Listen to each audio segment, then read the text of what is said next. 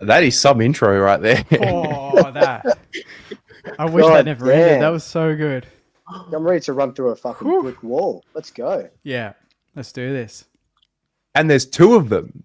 Jake sent through two versions. we can alternate. We can mix it up every week. Hello and welcome to Footy Abroad Season 2. We're here for Season 2025 with the Four Musketeers. What are we? Are we the Avengers? Are we the Outcasts? Are we the Four Musketeers? What are we, guys? Oh, What are we? Apparently we're on the Hangover, apparently, according to the comments. We're the Hangover crew. Who ends up on the roof with the mattress? I kind of feel like that's me. I'm the monkey. I'm the monkey that Zach Galifianakis has. I think I'm the guy getting married. No, Jake, you're the guy getting married. Yeah, that's what I mean. I'm the guy getting married. Pom's the dentist. Yeah, Terry, you're fucking he's Stu. What's his name? He's Stu. Yeah. Stu. Yeah. You're the main dude. I'm Stu. Oh, What I lose that's Stu. Zach Galifianakis. All right. Yeah. That's fine. Anyway, I'm happy to be Zach. Shit. Hey, we made it. We almost didn't, but we did. We made it. We got here. We got here in the end. Yeah. It is good to be here. Thanks for tuning in, everyone. Thanks for those of you who supported last year and got around the show. We're back again. The four of us will be your co-hosts for the entirety of the season this year. Pommy is the permanent fixture. I mean, how could you not? Really? 17 mil. 17 mil, Pom. Good deal there, buddy. Callahan numbers. Yeah, just call me Finn Pomahan. It's good. Well, it makes sense. Also, having the four of us on screen, clean like this, it just works. Yeah. So I'd just like to say, someone in my chat has said, "Did Pom Photoshop his head?" Yeah. No, my neck is that long. Thanks. I saw someone say in chat that I've been hanging out with Abby Chatfield too much, and it made me laugh because they just singled us all out, and then it was like, "But Pom's a legend." I'm like, "Oh yeah, that's fair enough. That's fair enough." That would have been Slobber. Thank you, Slobber. Much love. I don't know if you guys see this comment in the other channel, so I'll put it up on screen. Ari from the No Context Instagram account. The No Context lads, we'll call them. Keep up the primo content. We love you all. Mate, we love you too, Ari, mate. We love you too. We do. All right. Well, basically, we're going to keep this one as efficient as possible. We'll go around one by one, talk a little bit about our pre-seasons and maybe give some insight to our audience about what goes into preparing for a season in a fan channel. And then we're going to get into our thoughts of the week, topics of the week. And I guess we'll just see where the show takes us. Maybe we'll go this way clockwise. Pommy, pre-season, what did you learn? And how do you prepare for a year of content? Usually, honestly, my off-season last couple of years has been pre-record content, play a lot of golf, eat Pringles.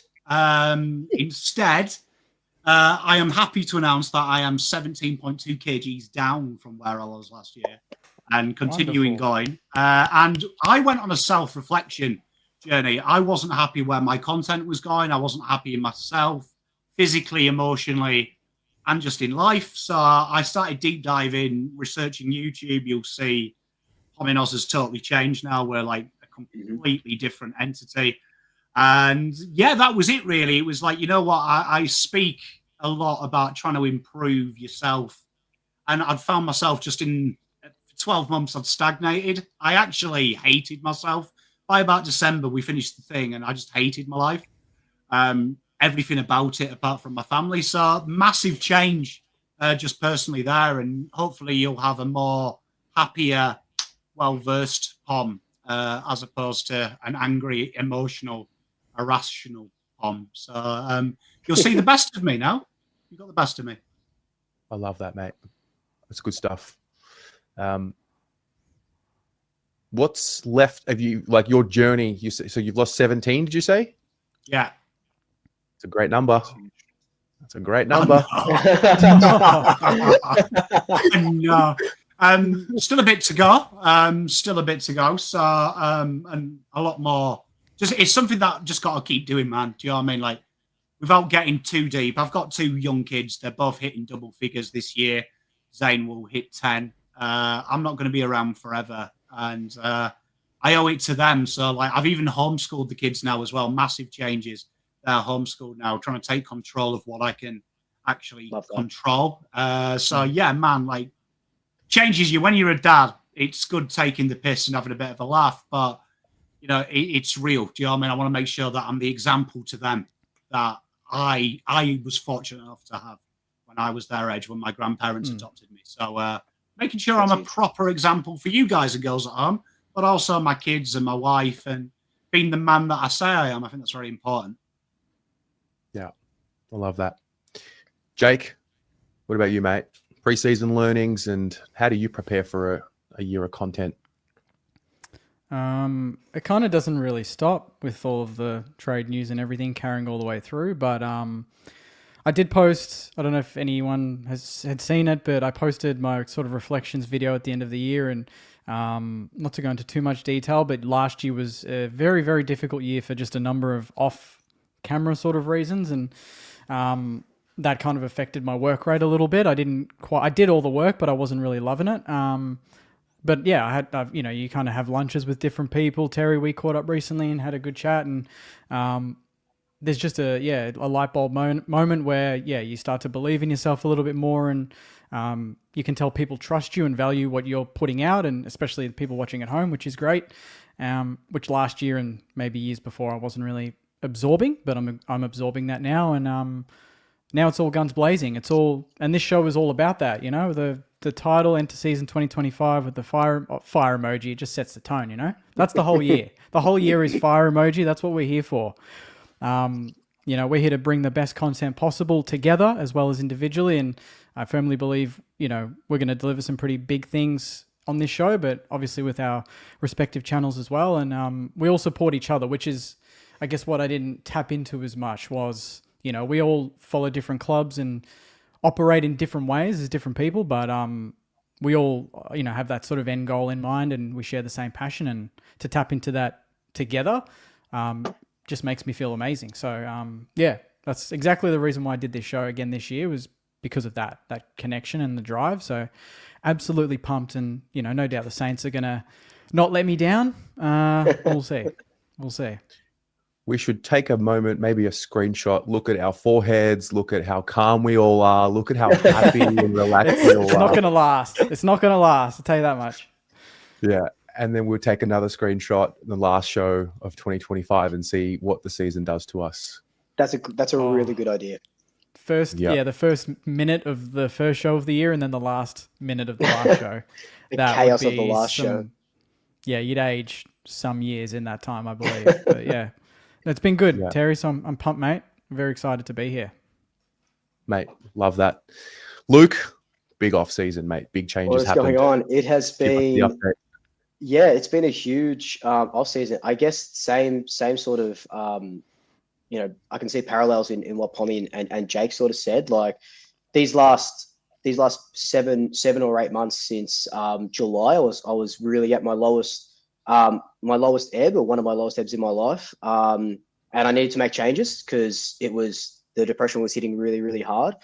So, you know, I documented on Swoop on my Instagram a lot, you know, going back to therapy and stuff like that. I've lost 21 kilos. I've got a couple more tattoos. I went to Europe for 6 weeks, and that absolutely changed me. It was nice to, even though I was still like working in Europe and recording videos because it was during trades and stuff like that, it was nice to sort of separate Swoop from Luke, which I just felt like I couldn't do. So, because last year, kind of like what Jake said, I went through, you know, breakup, moving house, moving back in with my parents for 6 months. My whole world got sort of flipped upside down, and I couldn't really differentiate. I still showed up, but I wasn't giving as much as I could. And, you know, quit my job, went to Europe, and now, I don't know if it's the dumbest or the smartest thing I've ever done, but pursuing Swoop full time is what I've been doing these last 3 or 4 months. But I just feel like, 2025 is going to be just absolutely incredible. And, you know, I'm really not relying on the Pies to to make me feel incredible, because I already feel incredible, and that will just come as a bonus. The universe sort of always provides when you're feeling like this. But I am the fittest, healthiest, happiest I've ever been in my 32 years on this earth. So, and now you can see I'm in a new place now. I'm in Brunswick. I'm a North Sider now. I've got my tea. It's usually a matcha, but it's a tea tonight because I didn't have time to make one. But I'm feeling good. I'm feeling pumped. I said I wouldn't come back on unless we signed Pommy full time. So here we both are. And no, I can't wait for this. I've been looking forward to it. And getting back with the lads, getting back with the Mount Rushmore lads. Yeah, the OGs, mate. That's the original fan channels. No, that's cool, man. I didn't realize. I mean, you clearly look like you've lost weight, and you look sharp. But 21 kilos is a fucking effort, man. 21 kgs, man. The trick is to eat less. Who would have thought eating 2 dozen dumplings in one sitting would be a detriment to my health? You know, so I'm also vegetarian now. So yeah, I'll see what I can do. But yeah, I'm also vegetarian now, so that really helps with not getting a kebab after a club session at 4 a.m. So that's really good. I've spoken about this with Pommy. The year brings on, in the past, like emotional eating. Like I'll eat when I'm stressed or distracted. If you're in a rush, you just order Uber Eats, that kind of thing. So I can totally understand the stress of a season and what it brings on. Yeah. Cool, man. Well, yeah, congratulations 100%. on all fronts.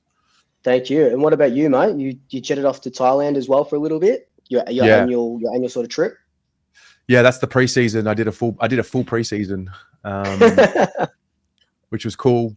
When I got back last year, I did 3 weeks, and I remember getting to that trip last year, and like it was exactly what I needed. And then when I got back, I realized like I needed at least 3 more weeks, and do a full trip. But you got to kind of earn the way to do it. So I was really, I was just grateful that I was able to get there, afford to get there, and spend the 7 weeks. So I spent a month at the camp. I was initially meant to do 6 weeks, and then plans changed. Some friends from last year came down and to the camp, and I ended up leaving after a month. And then we went down to Koh Samui, went down to Copenhagen for like a secret party, which was fun. And then spent the rest of the 3 weeks in Koh Samui training at a different gym. I mean, it was great. Ultimately sharpen up the mind, the body, the soul. Luke, you touched on something there, separating Swoop from Luke. I think it's really important to get out of the bubble, because our identity is this, because we put so much work into our channels, and it's just, there's something about connecting back with who you are and what your values are and those sorts of things when you're in an environment where you can't talk footy because no one knows what footy is. No one cares. Exactly. Yes. Yeah. Yep. No one cares how many subscribers you've got. No one has a pre-existing notion of who you are because they saw a clip on Instagram or YouTube or whatever. So that was refreshing. And I think just tapping into your own power and understanding what your power is and not being afraid of it, that was a big one for me. And then also, I think there's a real power, now that I've come home, I've noticed my whole physical reality has changed completely. The power of leveling with someone in all your relationships, whether it's friends or family, like just having a fucking honest conversation. Like, this is how it used to be. This is what I want from our relationship now. This is how I can show up for you. This is how I need you to show up for me. I think there's a lost art in like just really like having a proper face-to-face leveling with someone instead of bottling it in. And so that's been a bit of a theme coming home. And yeah, that's my preparation for the season. Go and get the shit kicked out of me. Go and do something where you're starting from the bottom. Like, I'm so bad at Muay Thai, like so bad, not in a self-deprecating way, but just learning from the very beginning. And so when you're sparring with guys that are 6'4" and they're beating the crap out of you, it's magic. So that would be my summary of preseason and learnings. And I love that. And now the big thing is, don't let it just be blowout during the season, fix it in Thailand. Like, let's put things in place, whether it's meditating or like I sauna most days now. So things like that. So yeah. No, that's awesome. And what you said about being open and level with people as well is something that I found really difficult. And I've jumped back into the world of dating as well, and just even having those open conversations with people that you go on a first date with or second, whatever it may be, to say, look, it's not working, or blah blah, whatever you're sort of saying. That's scary, man. Confrontation is scary, and to come back and realize that, that's incredible. So credit to you. It's been, we've all been on a fucking journey these last 12 months, man. Jesus.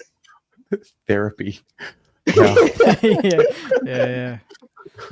That's kind of what we've tied it up is. It's like a little ribbon. It's like, actually, we were just completely destroyed from the season. Because we do a lot. We absorb a lot from all our fan bases and the emotions and our own growth. It's a lot. Yeah. Yep. I think just to add on to what everyone said and what Terry said, these conversations are needed more from young men in the terms of, just actually opening up to each other and saying, you know what, I'm pissed off. You know what, I'm unhappy. I hate my life. Do you know what I mean? These are really healthy conversations to have, especially when you can admit that you were flawed when a lot of people think you're okay. And to add on, doing what we're doing now is very similar to probably what you guys and girls are doing at home, at work, where you spend time with people that you genuinely don't like. Do you know what I mean? Like YouTube, to level with you, you have to be nice to people. You're taught to be nice to people. And me personally, I'm not a nice guy. My circle is incredibly small. It's my wife, my kids, 6 or 7 people that I level with, who I really trust and know they have it for me. This opens you up to a new world where everyone's two-faced. Everyone wants to be your friend. It's a numbers game. And you start to, for me personally, I lost myself because I found it hard to do what Terry just said, which is me. I lay people down very quickly. So you're taking the mick out of me. You're abusing my kindness. You either step up or I can lose you tomorrow. And that's something me and my wife argue about a lot. I have the ability to cut anyone out of my life, blood or not blood, tomorrow and not lose sleep. And I'd lost that, and I started to take on other people's energy that didn't care about me. So those people watching at home, find your people, find the people that you love. And you know what? You don't have to open the door for people to be a nice person. You can be selflessly selfish, and that's very important. Very important. Protect your space 100%. Before you think of spot on. 100%. Well said. Well, we're going to get cracking. We're going to go the other way now. All of us will bring up our topics. Actually, maybe we should give this a little shout. I don't know if you did that already, Luke. You've got someone that donated 5. Yeah, I don't know if I could do that. I didn't know if I could bring it up, but I said it in the group, in the chat. But Mostradamus 90, mate, he's done this, or they've done this before. Absolutely, just incredible. And I've said it before, and I'll say it again. If you're at the G on Saturday, let me buy you a drink or something to eat, just to say thank you, because that is insane. That's insane. So no, thank you so much. Thank you so much. I appreciate it. Great name as well. Great name. Mostradamus is pretty sick. It's pretty sick. Well, mate, why don't you kick us off, and you can start off with obviously what happened over the weekend, because you're the only one who had a game to watch, and then after that you can talk about your thought of the week, topic of the week. Yeah, 100%. Cool. So opening round, everyone's favorite round of the AFL calendar year. So Pies go over to Sydney, get belted by a Giants side that I didn't see coming. I definitely underestimated them with their sort of outs. And they just ran over the top of us. They looked just so slick in their movement, and I can see why now, being there at the game, why everyone has them as sort of premiership favourites, or in the grand final at least. I thought the Pies really lowered their colours, and I've been going to training since November, and what they showed against the Giants was nothing like they've trained. The Giants just ate us up. Didn't let us play our game. And in football, if you don't have, a plan, if you only got a plan A and that goes away, and you don't have anything else, you're cooked. You cooked yourself. And it just looked like we didn't have a plan B to Z, which was which was unfortunate. But the Giants were just too good, and we, there's talks about, are we too old or too slow and stuff. But it wasn't even the old guys that were. It wasn't even the old guys that were doing that. It was the young kids as well. You can see Nick's cramping and Josh is cramping and Reef McInnes and Bo McCreary had like 5 or 6 touches. So it wasn't even just the old guys. It was just everyone was just down, which is unfortunate. But we know that opening round doesn't really count and there's no points given for opening round. So the real stuff starts on Thursday. So that's what I'm excited for. Yeah, fair. Do you get scared when you see Nick go down the way he did and grab the calf? Like obviously it was a cramp, but yeah, because they showed it on the big screen, just him clutching his, and every Collingwood supporter just had, it's like when you see a crash on the freeway, you sort of turn your head. Everyone just looked to the side and no one knew what was going on. And then, then thankfully it was just a cramp, bit of pickle juice. People were saying the pickle juice industry got a massive boost because we had about 6 players go down with cramp. I just think, and I was talking to Pommy about this yesterday, I just think it's really weird that, I'm not a professional athlete, so I don't really know, but that these guys who have been training all summer in the heat are cramping up in the third quarter. But again, I don't know the ins and outs of sports science to sort of know all about that. Yeah. No, that's fair. So no panic button yet. Just it's a marathon, not a sprint. No. Brisbane lost their first 4 games and won the premiership, so should be right. Yeah, that's true. That's and even Hawthorn went 0-5 and they got to a final. So yeah. So now should be if panic buttons if Port come out and spank us, but that's to be seen. So cool. So we'll jump into the first topic of 2025.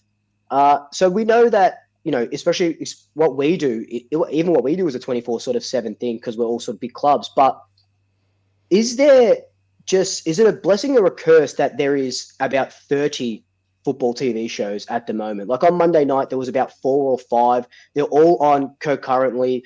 Footy Classified has 2 nights back to back, which is just wild as well. Then now, because you've got Channel 7 doing their own thing, Fox Footy doing their own thing, we saw it a lot because there was only 2 games played at opening round and we were the last game, that every single show just talked about us. And apparently every single show has Kane Corns on it because his head is just popping up everywhere on the AFL app, on Channel 7, on the news. It is just absolutely insane. But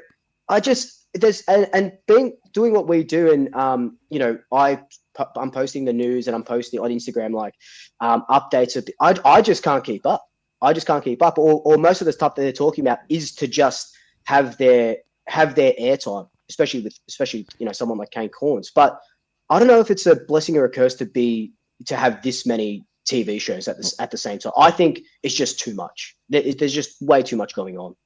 Did you boys watch the new On the Couch and 360 with the new hosts? Have any of you watched it? Because I watched some clips of the 360 reviews. Yeah, On the Couch, it's Jack Rewalt hosting, I think, isn't it? Yes. He's the new host, and Gary Lyons on 360. Yeah. So it's then you got it's like Gary Lyons going from On the Couch to 360. It's not even like fresh faces or fresh ideas. It's just pinch someone from another show and plug a gap there. It's not like, okay, if they're new shows with new people and new ideas, it's like fair enough. But if it's just a duplicate show of another 10 shows with people that used to be on another show moved to another studio, it's like, what's the point?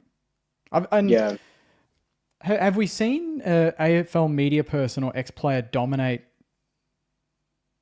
AFL media as much as Kane Corns? Who was the last person to be like... Literally, I put on Channel 7 and they're talking about his top 50 players he's listed. And then I put on my Facebook feed and it's Volcano with AFL.com.au. So they've clearly bought did they have to buy the rights to Volcano? Because the Sunday Footy Show had it? Like, it was their idea. It was concepted there. Yeah, exactly. So that came with Kane. So yeah, who was the last person to be this prominent in this space? Eddie Maguire? But Eddie Maguire was just the Thursday Night Footy show, wasn't it? And then commentary, Triple M, and that was it. But they recycled everything that he said. Like, if he that's true as well. Yeah. He's reasonable. I actually rate on every show. His podcast with Jimmy Bartell is actually really good listening. Like, if you haven't listened to it, it reminds me of the Gary Neville podcast a little bit, where it's just after a game, he's just chilling in the stands and he just talks just sense. coming from a guy of great experience. We need more of that, more stuff like that, and less studio budget. Let's look at the graphics up on this big screen type stuff. Just sit down and talk. We don't really have enough of that. Yeah, I think T Mello, good shout. I think Dan Gorringe is probably on the way to having a really successful, True. probably more Yep. digital media at the moment. Who knows if he transitions into Channel 7 Fox Footy, although, Yeah. I mean, I'm sure Danny's smart enough to know what he's doing, but if I'm Dan, I'm just going on my own, like doing it my own way. Like he doesn't need anyone. No, That's he's a doing good it call, well as actually. well. He's in that Hamish and Andy realm where it's very funny. They start with radio, get very big there, and then they're doing Hamish and Andy Europe tours and whatnot, and they're selling, everyone's tuning in on a Thursday night to watch them just be silly and have fun. I'm surprised he hasn't got his own, or at least maybe that would be in the works at some point. He'd have a Dan Gorringe actual show that people would want to watch on a weeknight or something. Yeah, Something and something like the that. Seriousness. Yeah, 100%. And something like that is probably what we need in the football world. Like you got to look at the Champions League coverage with like Michael Richards and Thierry Henry and stuff like that. Like that's fun to watch. All here, these are just guys and girls in suits, just talking about the same thing on one show, then talking about the same thing on another show. Then there's dead air, so they're pulling clips from this show, and it's just all melding together. There's no originality. That's what I'm sort of thinking. Yeah, we don't have like the front bar there's the front bar which kind of is loose. Yeah.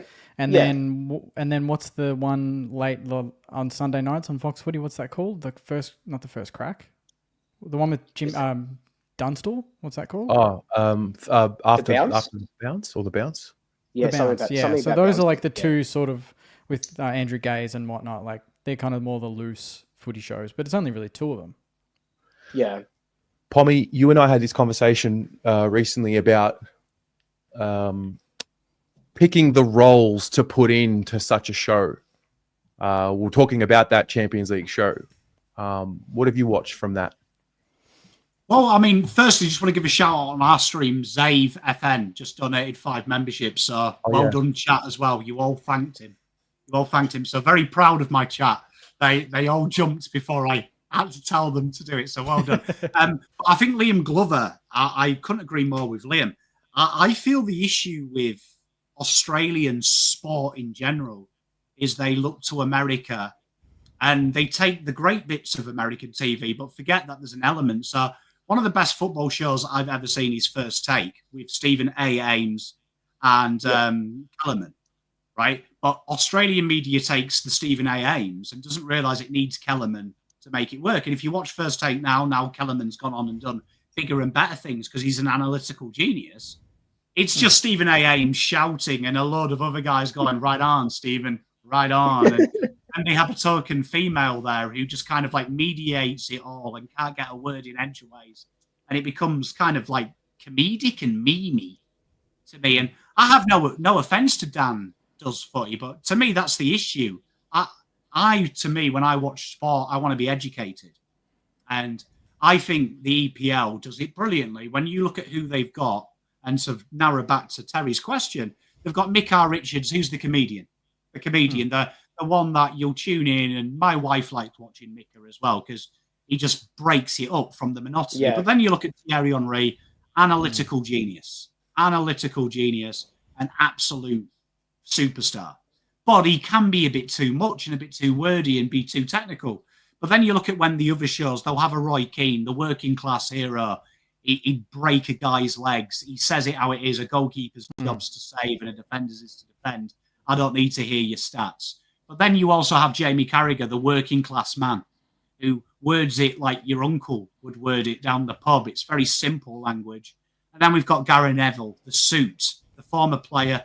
The suit, though, he comes at it from a brand, PR perspective, why the clubs lie, why the clubs tell mistruths, how it protects players. So between it all, you kind of get everything. You've got the guy taking the piss going, nah, like Roy Keane, you don't need a psychologist. You just need a warm bit of beer and go out there and play for the Guernsey. But then you've got Gary Neville saying, this is why we protect the players and this is what's going on from a business sense. But then you've got Mika, who's telling it from a player's point of view who just loves the game. You've got to have it narrowed down. And when I look at Australian TV and I look at YouTube particularly, podcasts particularly, I'm looking at you. It's basically the same. You've just changed the Muppets slightly. That's all you've done. And I admire Kane Cornes because I think Australians take Kane Cornes the wrong way. A media job is to give your top 50, and it is to make you talk about it. The problem is, what has our media done? It's criticised Kane Cornes' work. It hasn't presented its own 50, though. And that's why I put an open challenge on my channel. I would love Kane Cornes to sit down. I give him my 50. He can say his piece and go, this is not right. But then, together, we work together. We work together. So I feel like we missed that nuance. Kane Cornes, yes, he's annoying, but he's doing his job. He's getting you talking about it. The problem is, all the other nuffies, Sam McClure, they just want to say controversial things because negativity is the same as positivity. No one's actually saying, why do you think this? And how can we expand on this? Because genuinely, it should be, here's your 50 players, here's my 50 players, let's hear yours. And we learn together. But no, and Liam's nailed it. We've just got the same blokes and they're slightly different. Yeah. That's it. That's a really interesting topic. And there's a shift that's happening. There's some sort of mega play happening, networks against each other. There's I don't know, lads, the perfect storm, if you ask me. Oh, he's got that grin. Something stirring. Scrambling, mate. I see it. Scrambling, mate. I see it. He's rubbing his hands too. He's like, "Let's go." Like it's. Did nobody? Does anyone else find it weird as well when you've seen this new? It's what 3.4 billion, 4.2 billion. The deal.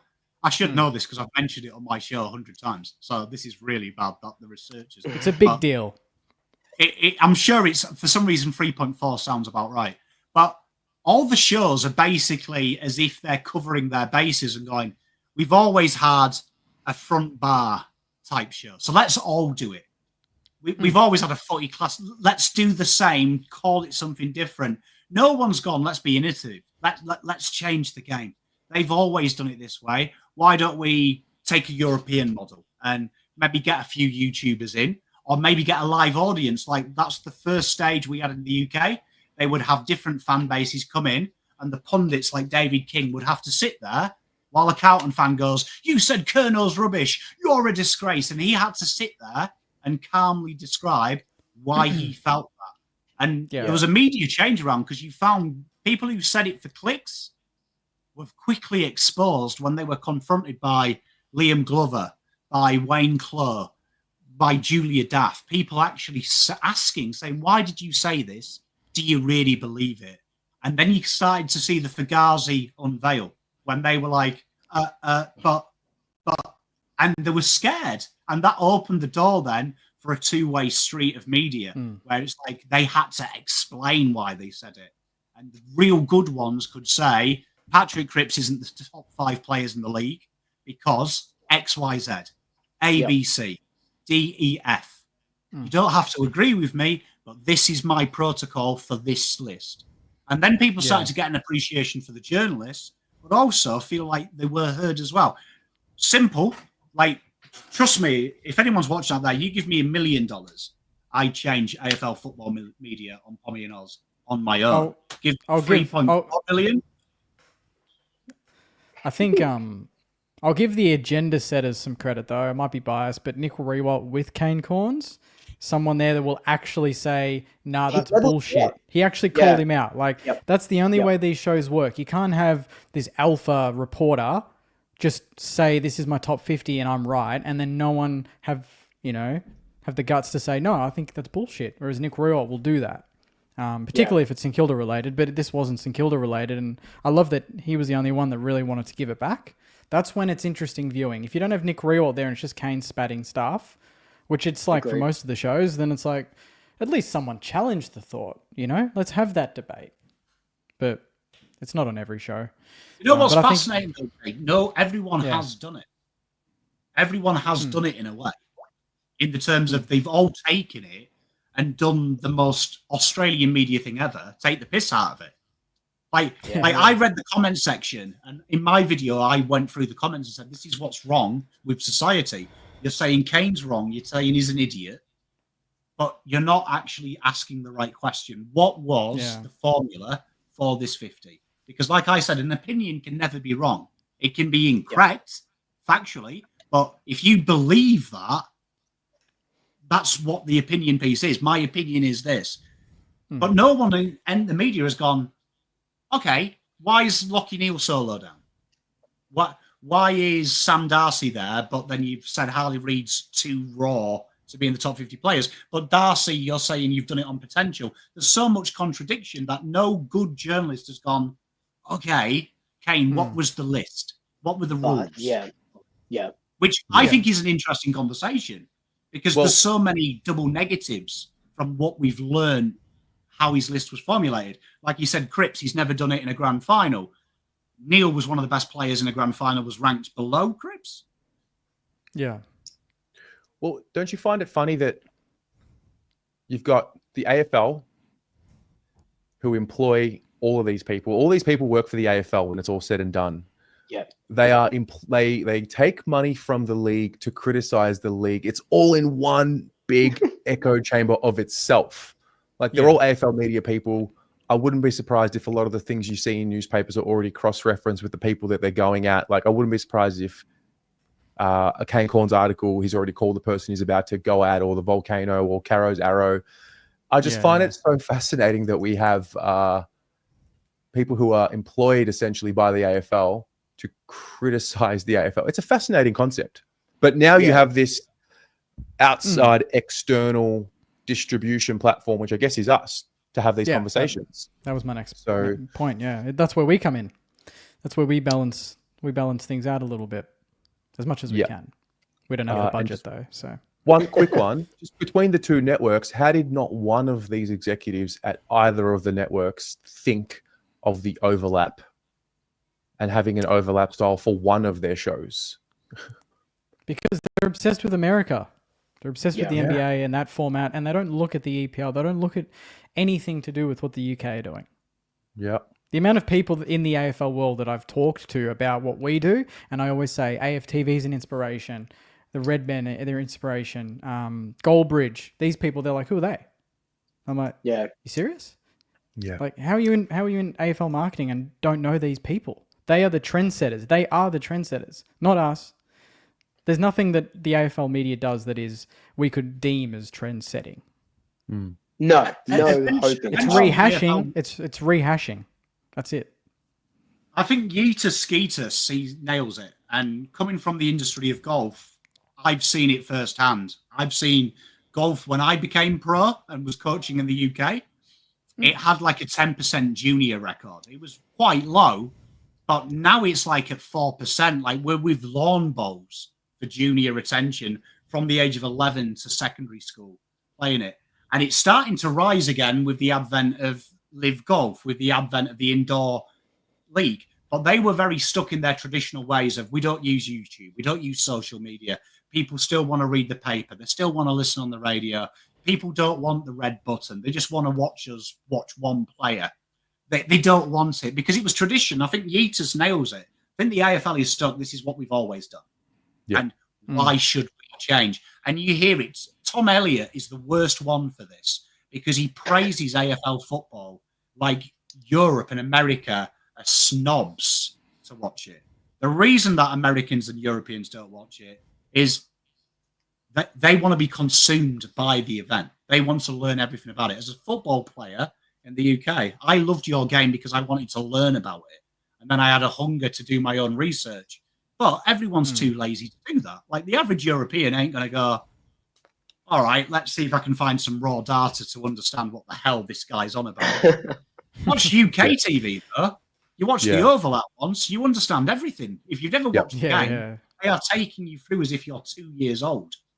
Like, but it doesn't offend you because they're not patronizing you. They explain the raw fundamentals of what's going on at all times. And I find it worrying because eventually, when NFL comes, this is what happened to the EPL. They got very worried that the NBA sold out, the NFL sold out. There was such a demand that America London tried to buy the Jacksonville Jaguars because it became huge. That will happen here. NFL will look at this and go, Let's do it. Yeah, just for the sake of being efficient. No, that's okay. Just for the sake of being efficient, let's move along because there's going to be great conversations coming on all topics. That was good. Thanks, Luke. Jake. This is kind of connected to what we just talked about in the sense that I feel like if there was, in a world where every team played this round, I feel like we wouldn't be focused on the media because the media would have that much to talk about, that many highlights, that many players, that many mistakes, clangers, whatever, goals to talk about, that we wouldn't be nitpicking on, all the shows said the same shit. Of course they did because there were 2 bloody games. Can we have all the games? This has to be to me, this has to end this opening round nonsense. Round 1 is round 1. Every team play, get it done. It's worked for 100 years. Why have we just suddenly changed that? I want to know the facts from last year. The fact that they say it's successful, I want to see the numbers. I want to see why was it successful. What is success to them? A couple of 2% sign-ups in those areas, in the northern states, more memberships? I don't know. We don't really know. They can't say it's a success this year, surely, with 2 games and a public holiday yesterday with no football. Matthew Lloyd nailed it against McClure. McClure said it was a success. Lloyd's like, you have a game at the MCG, you're getting 80,000 yesterday. You can still promote other states and not starve other states. We all work together. We are a national competition. It doesn't make any sense. I agree that give them a Thursday, Friday night, Saturday night slot in those areas. I think that's a great way to do it, but also still have the rest of the round running. We're all just sitting here waiting. I found it weird posting a reel last week saying footy's back, and I'm like, actually, we don't play for another 10 days. It just felt weird. Surely we're all not as excited about this week. I don't know. Your team played, Swoop, so it's different for us here to talk about it. But what was your... were you pumped for it? Was it weird that you couldn't compare the Pies' performance to the rest of the comp because it's such a small pool? Yeah, 100%. Look, I was pumped for it, obviously, because it was a Pies game. But when the news came out that they were stopping the 2 Queensland games, and I thought they would just scrap the opening round just entirely, just to make it a little bit more even. Because now we've only got 2 rounds, and now the Essendon Gold Coast game is going to be played pre-finals or something, and the Geelong Brisbane game is going to be played round 3 during the bye. So Gold Coast play this week, and then I think next week they've got a bye anyway because that's just how it's been scheduled and stuff, or something really random like that. Look, I've said it on my channel as well. Look, I'm a fan of the concept of opening round with the northern states, but I think it needs to be every single team. If they're going to do it, it needs to be 4 games in Queensland, 4 games in Sydney with all of them. Don't call it opening round, call it fucking Northern States round or something like that if you want to promote it in the Northern States. I think I saw Mitch Cleary tweet today that it will be coming back next year because there was the viewing numbers were great, which is obviously because people just want football. Yeah. And there was an uptake in, like you said, membership, but they haven't given us any stats. It could just be a 1.5% rise in the northern states of memberships, and that is technically a rise. But yeah, as a Collingwood fan, watching it, it even got boring. I flew up to Sydney on Saturday night. I was in a pub watching the fucking NRL because there was just no football on. On a Saturday night when it's opening round. So yeah, it was weird, and I guess this is where that sort of debate is. But how can you not start with Thursday night at the G, whatever you guys are going to get, 85, 90,000? It's it doesn't matter that all the talk of the Tigers or whatever. That's when the season starts. That's when the season starts. How do you not launch with literally the grand final replay or something? Brisbane, Sydney, isn't that like a silver platter? Here you go, 2 interstate clubs. Let's put them on the biggest stage Thursday night. Let's get the job done. It would have been postponed anyway, but not even that. I don't even know when the grand final replay is scheduled for the fixture, but they used to do that. I feel didn't they? When we played the Cats round 1 2010, we played them in the Granny 09. I don't know if that was deliberate, but that got a big crowd and it was an awesome game. People got pumped up for it, I like a grand final rematch at the start of the season. I reckon that's such a good idea. And then you play it at the home ground of whoever won, if they're they unfurl the flag, sort of like literally unfurl the flag in front of that team, like rub it in even more. Fireworks, exactly right. Like the heat is on, 100%. sets the tone. But I feel like we've lost a bit of theatre. Like I don't know. There's no big announcement. There's no big show to launch the year. There's nothing to just sink your teeth in. The fact that we didn't even launch the show until this week, it kind of explains a little bit of where we're at. Maybe we're a little bit disorganized to get it sorted, but what's the point? There was no point last week. Yeah. Well, I mean, the cyclone is the cyclone, so no one can predict that. That's I think that has to be brought into account.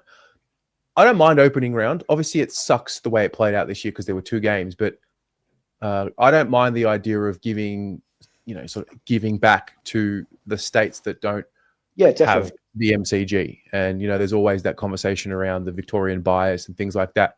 I actually love the idea of giving WA 2 games, Queensland and New South Wales, maybe Northern Territory, Tasmania, whatever, and leave gather around to Adelaide.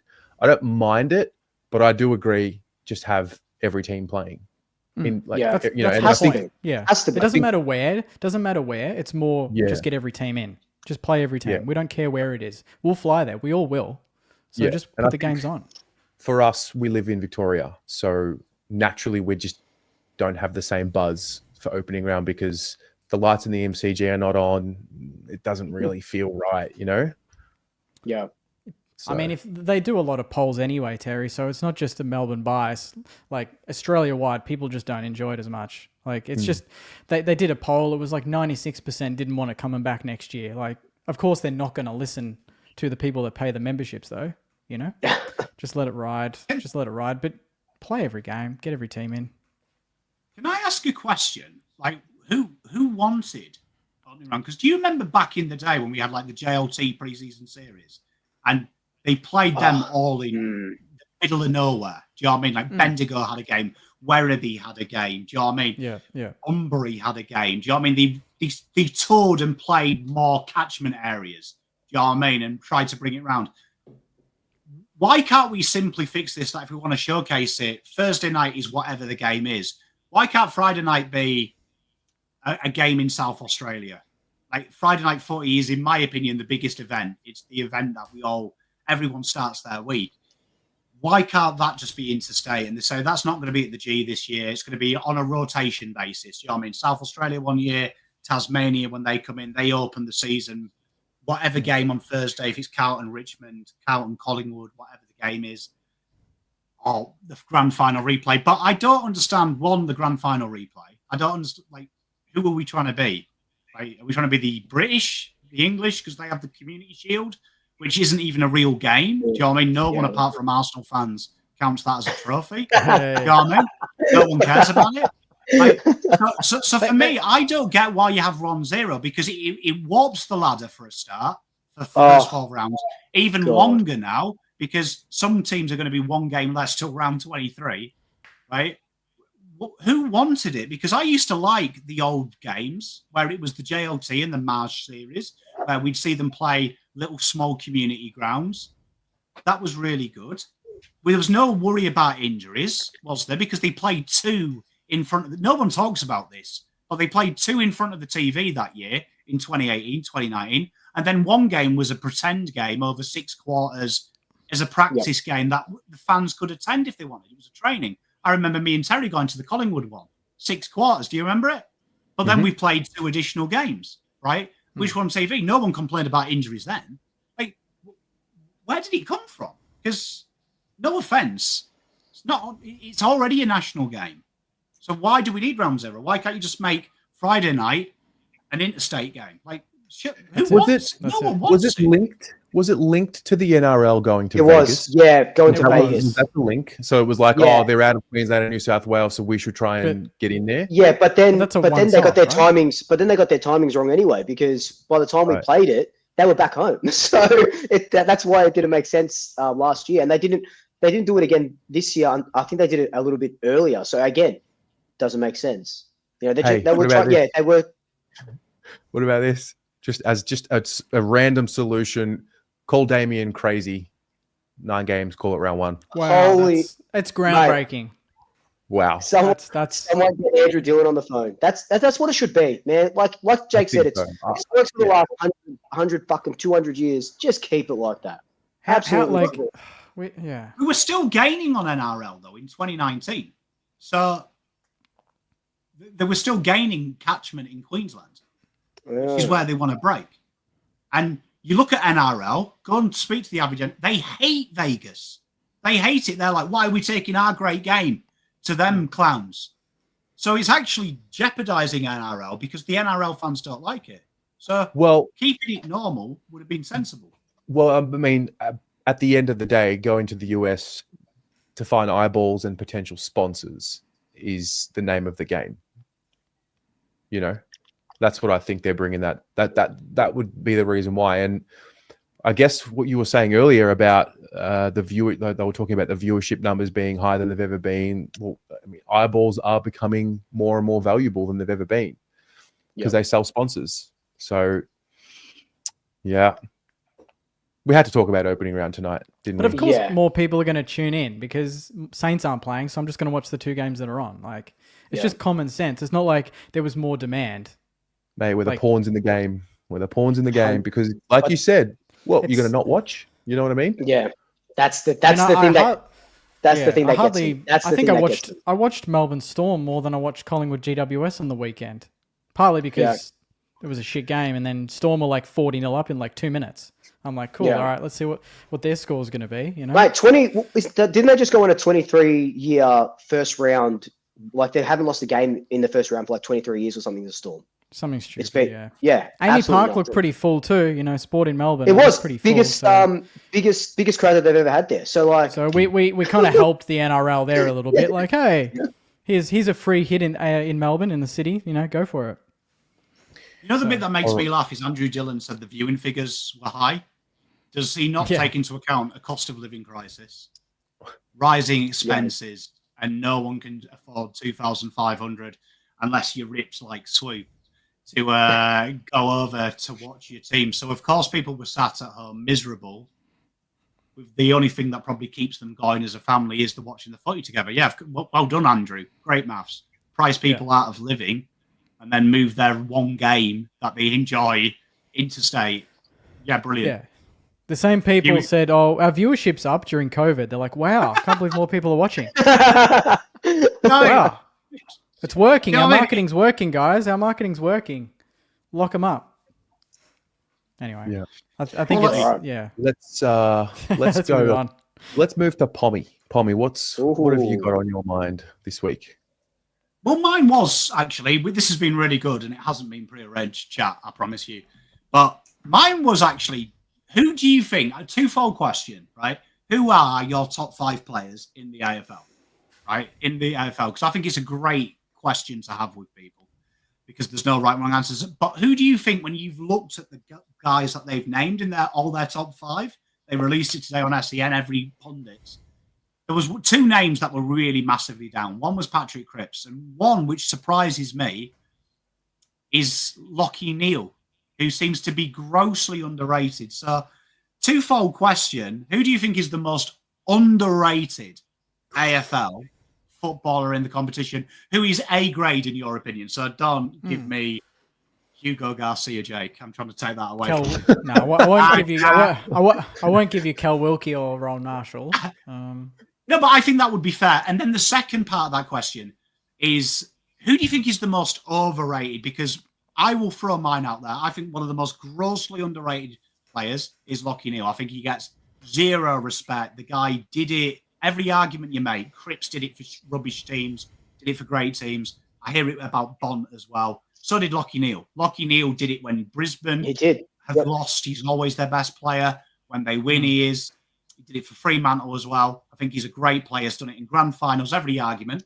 And I also think Bontempelli is very overrated, and I feel people have him in their top 3 because it's just become media narrative that Bontempelli is better than Cripps, Bontempelli is better than Dacos, Bontempelli this, Bontempelli that. I think if you actually break it down, I think Bontempelli's in the top 5. I don't think, though, it's as clear a cut as the media make it. He is the best player on the planet.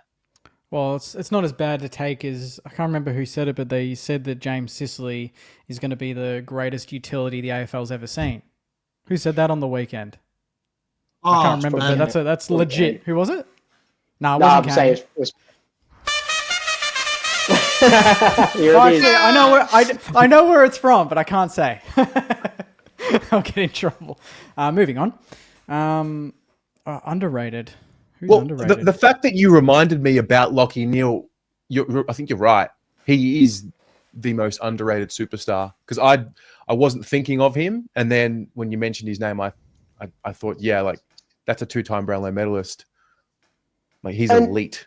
I will 100%. say I asked 2 current players in the AFL, and all of them left Lachie Neale, and I reminded them, and they went, "Oh shit, move him 5th."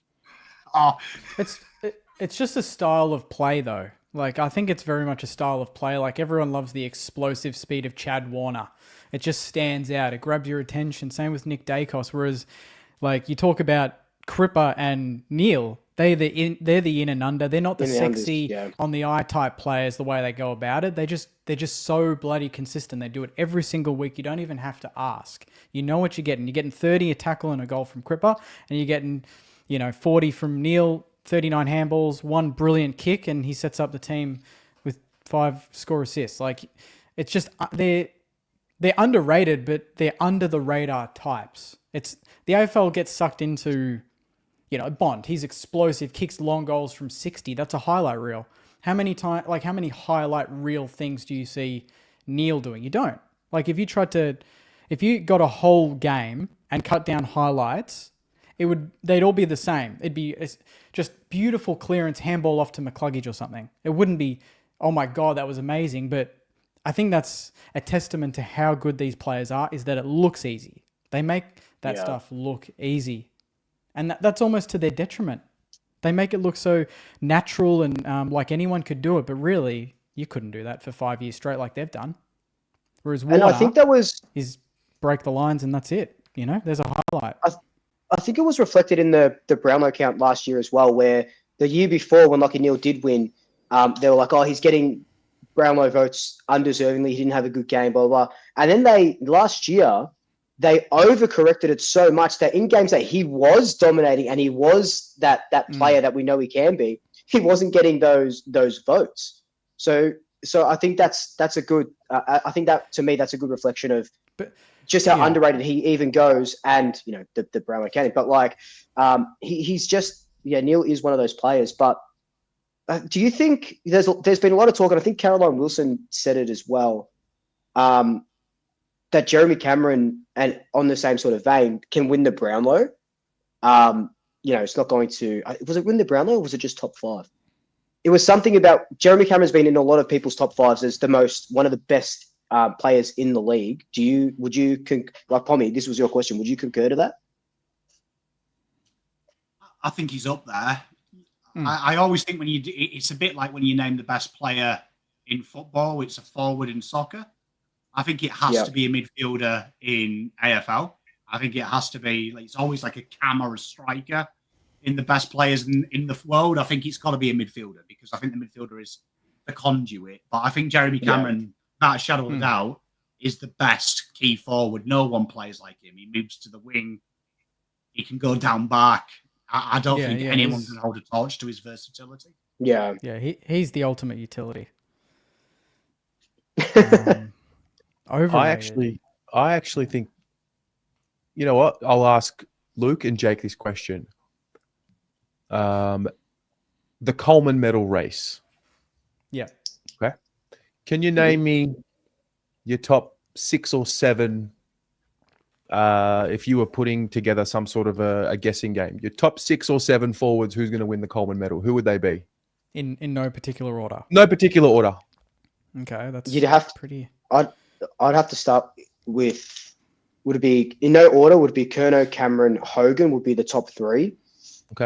Or, those are up there.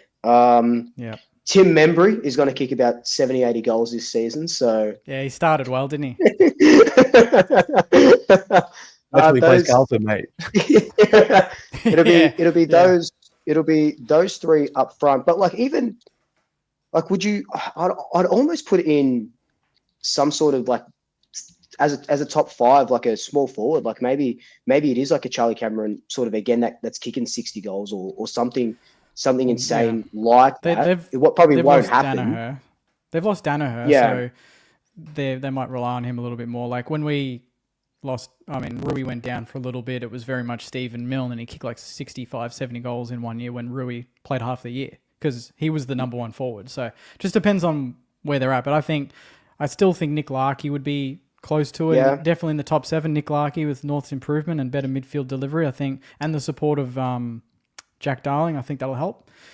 Fully fit Max King would be nice, but I'd almost say I wouldn't put Max King in there. I don't think I'd put Ben King. Oh, actually. There's someone that's on the tip of my tongue that I'm missing. I would put Mackay and Kerner would be in there. There he is. Hey, Yeah. that was why I asked. That was why I asked. I would. Well, in the 7, if you said top 5, maybe not, but it's 7, I would put him in. He'd probably be 7 or 6 for me. Hogan is number 1 for me. I think when you said like who's the best player in the league, I almost think Jesse Hogan is right up there for me. He's top 3. I think he's that good as a forward. Like, why you've got a Mackay agenda on this one? The reason why I asked is talking about underrated players and narratives and how it can sort of hinder a player. Like Harry had a struggle of a year in 2023, goal kicking, just couldn't get it right, and it was just terrible. Like he just had a poor year. Rectified it last year. The role that he plays, a little bit more up the ground, lots of contested marks, kicked, I think it was 49 goals, missed a few games as well. And I saw a poll post on Instagram about who's going to win the Coleman. It was all of the guys that you mentioned. Waterman was in there. I think there might have been one more in there. And like Harry wasn't in 7. I thought, hang on a minute, this is a Coleman medalist. We now know Charlie Curnow's likely to play in round 2 based on the Carlton injury report. But about a month ago, we didn't know. We thought, okay, well, Charlie could be missing a good chunk of the year, whatever. And I just found Harry Mackay to be a little underrated there. Yeah, that's funny that you should say that. Like when Pom mentioned Lachie Neale, you're like, oh, Lachie Neale. I forgot that Harry Mackay was a Coleman medalist until you just mentioned it. Yeah. So yeah. Curnow and Mackay were the first 2 that came to my head, to be honest. Kind of always package them together, and then who else is there? Who would be the small? What about that guy from that forward from Fremantle? His name Tracy. Yeah. He was there. Yeah. He was there? Really? Okay. He was on that list. Yeah. All of these guys were on the list and Harry wasn't. And I just thought that was a bit underrated. I think, I wonder, Curnow was still on that list, right? Yeah. Obviously. Yeah. So I feel like some people just will pick one of them and they won't pick both. Just even though they might, like for me, I'll just pick both because I think, they're both going to kick a lot of goals. But I think some people want that free spot for maybe a surprise packet in their list. Like there's always one that Waterman was last year, so now people think for the next 5 years he's going to be kicking 60 plus. It wouldn't surprise me if he drops off and kicks 30 less. You know what I mean? Like, he could be a one-season wonder, but who knows? Like, that's the beauty of football. We don't know. Yep. Okay. My topic. I have a topic and a question. I'm being greedy.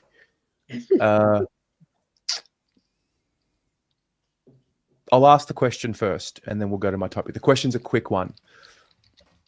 Nominate a podcast or a creator who you think is on the rise in 2025. And that's not us, obviously. Like we love each other, and someone that's like new, not very, on the rise. That you've come across. I'll go on straight up, and they're in the chat. Wooden Spoon Data are doing such incredible fucking work. Like I had a chat with him for a Collingwood listing, and there was so many numbers, so many graphs, so many Excel formulas that it was overwhelming for me. So I could not imagine doing that for 18 teams. And the team are doing just such incredible work. But I do have a second one as well, which is nice to see. Kangas TV, Marnie. Yes, yeah, that was going to be I mine, yeah. love. Oh shit! Sorry, I love Mons. No, it's fine. She's doing so good. Yeah, no, she's just hit the ground running. She's been unbelievable. A lot of good interviews, a lot of good content. I'm trying to think of another one now. Give me a sec. I'll go one See if I because got I've come across these guys before, but I was actually on their podcast yesterday. Dos and Toss podcast. Oh, yeah, yeah. It was like the whole experience, the outreach, sending the agenda, the way they've set it up in their home, how quickly they got the workout with editing done, the reels, the detail, the conversation was just so respectful and mature, a bit of fun. And I looked and I'm like, wow, like it's one of the first times in a long time that I've just been like blown away. These guys are early 20s studying. So in terms of a podcast like Dos and Toss, huge ups, huge ups. I was very, very impressed. And I kind of wanted to, talk about creators and who are, there's a lot that are already known in people's vision. And so I just think they've got all the tools. Yeah. I don't think I've seen them. I follow them. Yeah, they're really highly good. recommend. Highly recommend. Just the way they operate. Just had their page up there. Yep. I'm going to go for just a small Saints channel, to be honest. Alan runs it. I think he does a great job, to be honest. I haven't met the guy, but I think he does a good job. Saints Nation, for all the Saints out there. I think get around all the little channels that are growing and starting their own thing. And he's very analytical, does a lot of good work and goes into a little bit more nerdy detail than maybe I do. I get a bit emotional on the stream, but he kind of gets into the nitty gritty a little bit more like Pom, and I respect that. So get around him. Mm-hmm. Pommy? Give me a plug, Pom. Can I get a plug? No. What? Give me a plug. Come on. I mean, obviously, I can't say the people in my purview, can I? But I can say this industry is incredibly hard, and 90% of people aren't what they seem. But the person that has never made me feel like I'm English or like I'm chasing or like I'm a competition has always treated me as a friend and has always been willing to put his arm around me and prep me up. Daz talks footy without a shadow of a doubt. Grossly underrated. Absolute zero ego in him. He's willing to share information with himself, with you. We'll collab. We'll say that he's not going to.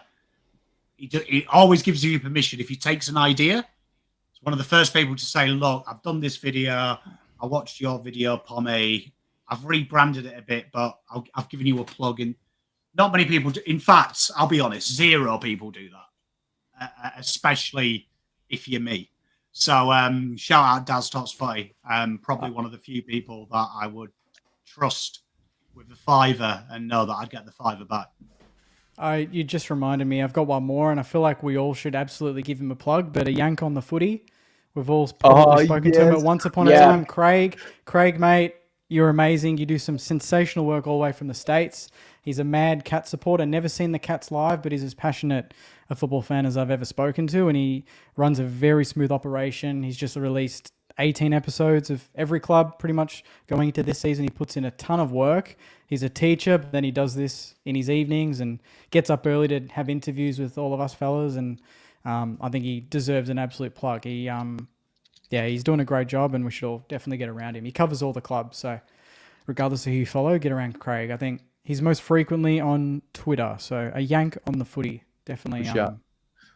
That's a great Can I just idea. throw in Navy Blue Corner as well? If we're talking Carlton, seen Jake's had his own Saints. Navy Blue Corner as well. Grossly underrated. Channel. Ian and gang there, genuinely the nicest human beings you'll ever have the pleasure to meet. So 2 underrated from Pom. And Kane Corns as well. I think he's up and coming. He's doing a pretty good job. So I should mention as well. Like, it's nice to see. We sort of had a laugh before saying we were like the OGs and stuff, but it's nice to see the rise of a lot of content creators as well. Like, even for me, like Pies Footy, Black and White United, they're coming up. They're doing some good work. But it's nice to see that there's a lot now. They're starting to be like, with Kangas TV and the Sun Stand, they're starting to be a little bit more, because you want every club to have this. You want to be able to talk to someone who supports, who doesn't have one off the top of my head. I don't know, Brisbane. Oh, no, Brisbane have some, but you know what I mean. Like, you want to talk to all the ones that do have that content creating. So we've probably left about 24 channels out, but yeah, it's nice to see the rise of these content creators. It's really cool. Someone said Carlton Besties as well. They're doing, the Besties in general, they're doing really sick stuff. When I go down to training with the boys, I love seeing their little microphone on the boundary talking to them. I'm shy. I'm nervous to go up to the boys on the boundary and talk to them. I just stay away. I just admire from afar. So they're doing such a good job as well. They've brought light to a very dark industry. Yeah, that's the truth. So yeah. Now I have a topic, but it's a can of worms. So I am mindful of everyone's time. Maybe we can leave it to next week and we just wrap it up. What do we think? Yeah, we can start off with that one. We've got games, we've got our big calls, we've got our tips to kind of go through as well. So. Yeah, there's that too. I am mindful. It is a can of worms. I might leave it for this week and bring it next week and let us breathe on it. Okay. We want to do tips? I mean, what did we do last year? It was like our certainty. Our certainty. Yeah. Okay. Yeah. What we'll do is we'll do our lock of the week. Yeah. Our lock of the week, and then we will call it a night. Let's see. I gotta see what are the games. I mean, there's so many games this week. I'm kind of overwhelmed. Man. There's tough games. And you can't pick. There was 2 games this week. Like, yeah, you can't pick the Carlton game. Oh wait, have I done it again? I've done it again, haven't I? Yep. What do you mean? It's got cocky. It's mate. You haven't even played yet. Take it easy. Can we make it sexy as well? Yeah. It's got to be your lock of the week, and then your player lock of the week, like a player performance, like either disposals, goals, something bold for people to keep an eye out player-wise as well. Oh, okay. I'm gonna go my lock of the week, and I think I might have done it in my tips anyway the other day, but I just have a weird feeling about this. Sunday, last game, I think the West Coast Eagles will beat the Gold Coast Suns in Perth. I just think it'll be a full house at Optus. I don't think we would all be surprised if West Coast just started the year with a bang and in front of their home crowd. I think they had their home form was pretty decent last year. Harley Reid, I feel like this is a winnable game for them. Gold Coast away, at home, we wouldn't be surprised, would we, guys? Like, if West Coast just got the job done by 5 goals. I know we expect so much from the Gold Coast Suns, but do we expect the Suns to make finals? I expect them to be between up there, 7th and 11th, one of those, and they'll all be within 4 points of each other or 6 points of each other. I think they'll be right in that mix. I don't know if we haven't, I just feel like I haven't heard that much about the Eagles. It's been so much about Richmond and North and who's going to, North improving, Richmond aren't going to win a game, and then people kind of forget about the Eagles. So I don't know what the consensus is of, are they going to slightly improve? They belted a few teams at Optus last year, just randomly, They beat Melbourne there, I'm pretty sure, pretty comfortably when Harley Reid fended Petrarca. I'm like, surely round 1, you can look at the Suns and go, we could win this. Yeah, new coach. I don't know. It just wouldn't surprise me. So they're going to be my lock. Okay. Love that. Pommy, we got a lock of the week? Lock of the week is Sydney beat Lions. Ooh. Oh. Ooh. Damn. Interesting. That's massive. Back, baby. Cox Bowl. Okay. Anyone going to go north over the Dogs? Luke? Over the Dogs. My lock of the week, I can't remember if I said this on my tipping, but I am, I reckon Fremantle over the Cats at GMHBA. That's a good one.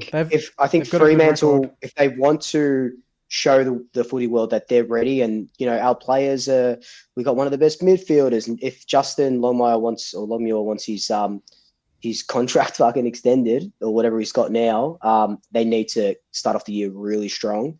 And yeah, just the fucking Cats, like I just need to see them lose, Yeah, Freo have won the last 2 at the Cattery.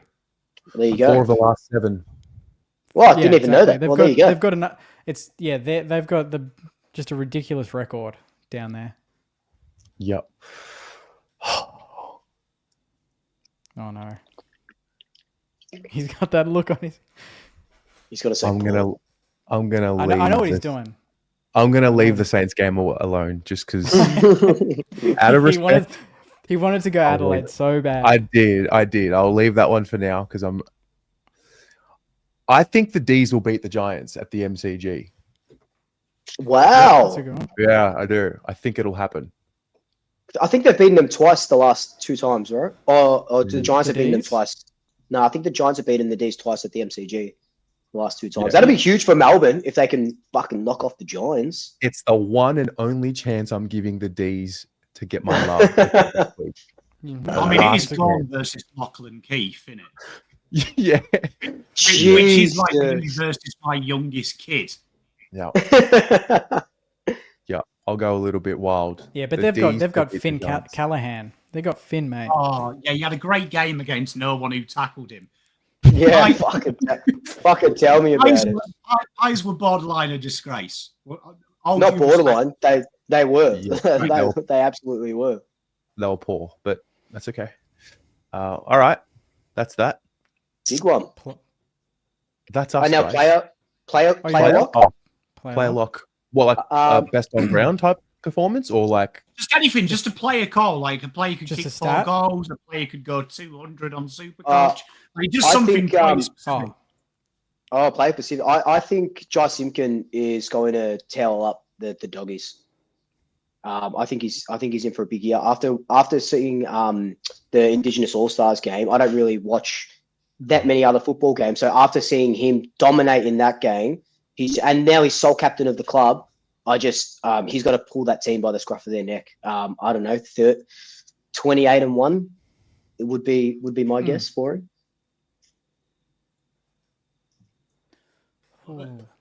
Zach Williams kicks 4 goals on Thursday night. Yeah, hey, could happen. Yeah, I mean, you could say Jacob Wiedering kicks 4, and I'd believe you against so. Fine. Hey, don't build it up, Jake. We're Carlton fans. We can do the unexpected. I wouldn't be shocked to see a 4-point win for the Blues, to be honest. Damn.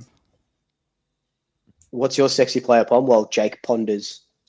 Sid Draper wins his Rising Star nomination. Oh, that's 24 touches, 2 goals. Against us? Damn. Nah, it's not happening. We'll tag him. If you're tagging a first-year player, Jack Steele's going straight to him, mate. So just watch out. you've got more problems than I think you've got. Yeah. Head to head with Jack McRae will be fun. No, actually, that's going to be my call. Jack McRae. I mean, it's hard to say now, but I think he'll get maximum coaches' votes, and he'll get the 3 votes at the end of the year for this game. Jack McRae. He'll have 35 kick a goal, best on ground. I like that. Yeah. That's a big call. A sexy call. Is it? Is it? Come back next week when we completely ballsed it up. Can't wait for that. Yeah, can't wait. Yeah. Can't wait to I hear hope- the promo. Nah, Eagles are getting it done. All right. Lads, great to be back. Oh, Good it's stuff. so much fun. So much fun. I really enjoy not talking about Carlton. I know. This time next week, we don't have the luxury. We do not have that luxury. Yeah, no, it's good. It's just a window into a different world. Chat, all of you who tuned in, thank you very much. Thank you. Thank you. No matter where everyone. you're watching, before you leave, if you can hit the like button, or if you're not subscribed to the channel that you're watching from, hit the subscribe button. Get around your fan channels. Have a great night. And 7:30 Tuesday nights. That's us, Yep. guys. We'll be back. See you guys. See See you you guys. next week. Thanks a lot. Bye. Go Blues.